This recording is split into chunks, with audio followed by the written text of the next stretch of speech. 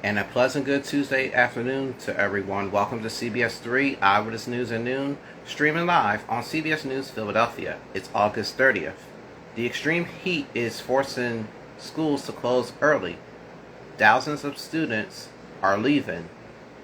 But we'll get to that headline in just a wee little bit. But first, here's Larissa over at the Little Weather Station with the next weather forecast. Go ahead and take it away, Larissa. So let's get right into this forecast. Currently, temperatures out there are sitting in the 80s, and we're talking widespread upper 80s.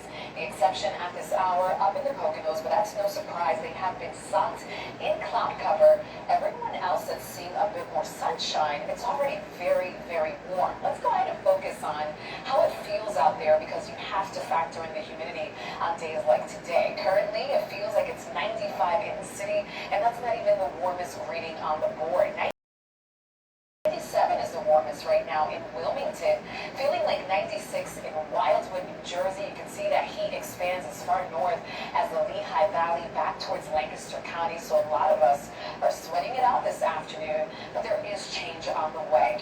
Storm Scan 3 picking up on a cold front that's already beginning to bring rain across central parts of the state, and this is going to be heading our way as we head towards this evening, and we could see the possibility for heavy rain in addition to damaging wind gusts. That's going to be the number one concern with any one of these stronger storms.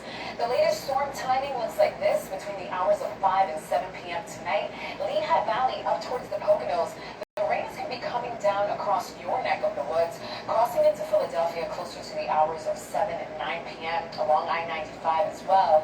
Notice the timing down towards the shore. Here's a bit of good news, though. That line will begin to weaken as it crosses into New Jersey. A few of those showers will exit here closer to 11 p.m. tonight, and we should see better weather altogether, lower humidity, in addition to plenty of sunshine come Wednesday, and I'll have that part of my forecast in about 10 minutes. Better leave the 7-day forecast to me.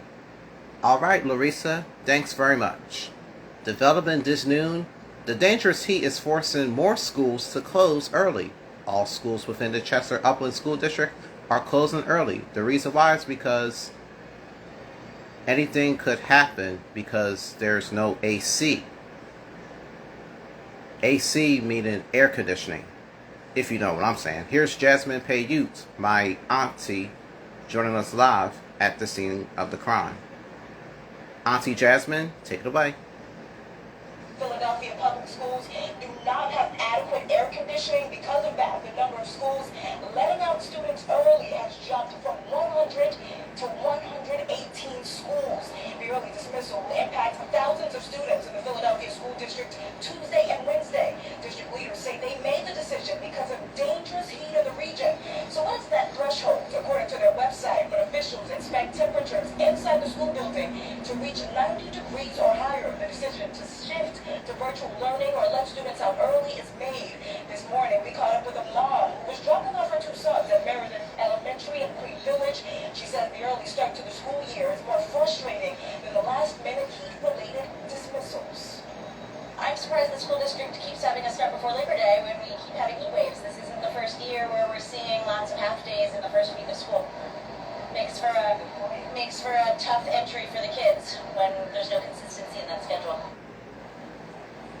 You may notice that some schools, like Spring Garden Elementary School, do have air conditioning units in the windows. The district says they do differentiate between unit windows and central air conditioning systems. Leaders are speaking out about this. We'll have more on that at 4. Alright, thank you, Jasmine, for that update down in Spring Garden.